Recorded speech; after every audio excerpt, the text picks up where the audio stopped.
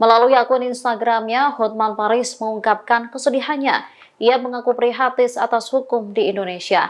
Dirinya lantas menyentil Menteri Pertahanan Prabowo Subianto. Hotman mempertanyakan nasib negeri ini setelah banyaknya pelaku kejahatan divonis bebas. Diketahui insiden penganiayaan ini terjadi di Surabaya, Jawa Timur pada 3 Oktober 2023 lalu.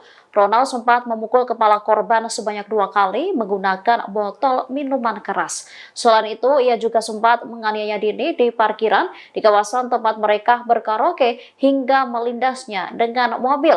Jaksa penuntut umum lantas menuntut Ronald 12 tahun penjara.